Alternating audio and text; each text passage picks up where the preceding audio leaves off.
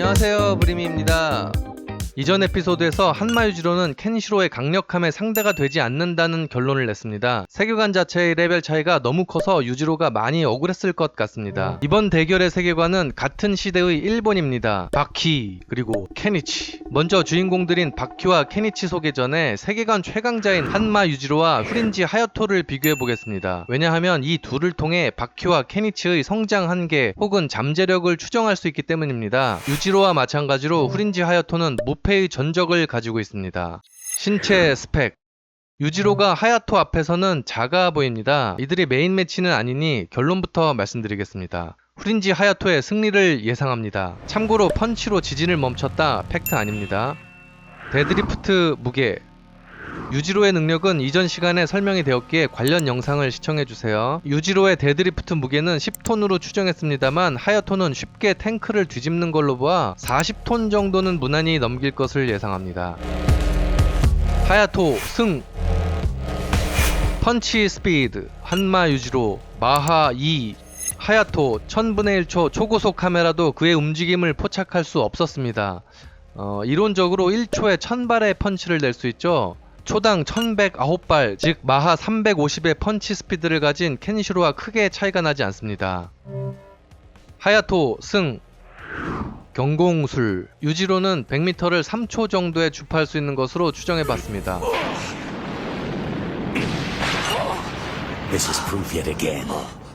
바키 세계관의 고수 역시 물리를 달릴 수 있지만 긴 시간은 아니죠.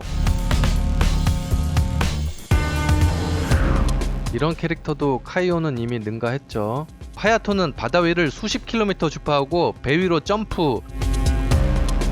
이미 인간의 한계를 넘어섰죠. 만화 초반에 전깃줄 위를 달려 일본의 절반을 10분 만에 주파하기도 합니다. 거의 하늘을 난다고 할 수 있는 도약력.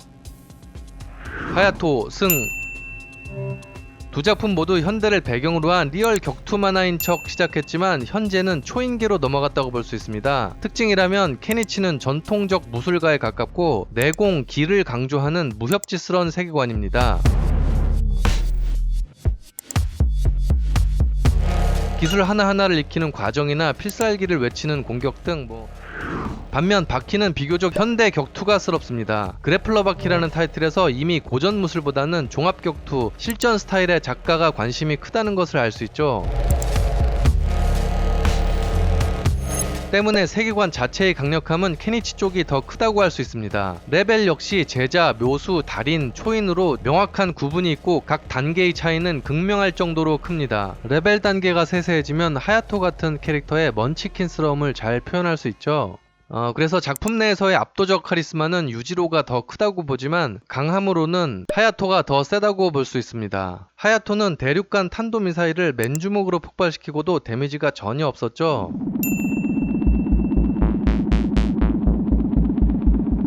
탄속 스피드는 기본적으로 내는 달인급 고수들을 유지로가 과연 몇이나 상대할 수 있을지 궁금합니다. 참고로 하야토는 젊은 시절 500명의 달인들을 한 번에 해치웠다고 합니다.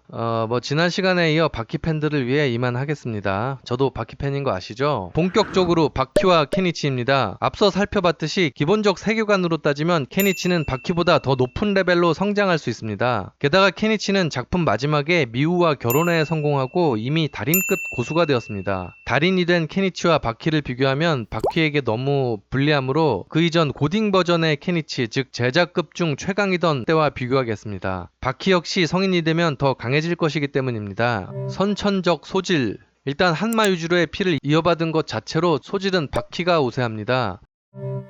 유지로의 유전자는 사실상 모든 기술을 카피할 수 있고 일명 오거 모드를 발동할 수 있습니다. 오거 모드가 발동하면 한 차원 높은 파워를 발휘합니다. 반면 케니치는 타고난 혈통이나 특별한 재능은 없습니다. 오직 노력으로 모든 것을 극복하는 캐릭터죠. 대신 최강의 사부 6명에게 특훈을 받는다는 점에서는 역시 엄청난 운을 가졌다고 할 수 있습니다. 무협지 사조 영웅전의 곽정과 비슷한 설정입니다. 똑똑하진 않지만 우직한 주인공이 여러 명의 사부에게 오의를 전수받는다는 점에서 말이죠. 성격. 작품 초반의 바퀴는 예의 바르고 착했는데 점차 요상해졌습니다. 가끔 괴팍한 모습을 보이기도 합니다. 케니치는 폭력을 싫어하고 독서와 꽃을 좋아하는 소년입니다. 나중에는 작가로 데뷔할 정도로 얌전한 성격을 가지고 있죠. 여자에게는 절대 주목을 쓰지 않는 등의 착한 심성은 사실 승부에서 마이너스 요인입니다. 즉 성격은 승부근성으로 이어질 수 있는데 바퀴는 급소공격, 강해지기 위해 동물에게 폭력을 가하는 행동을 서슴지 않습니다. 케니치라면 상상도 할 수 없는 행동이죠.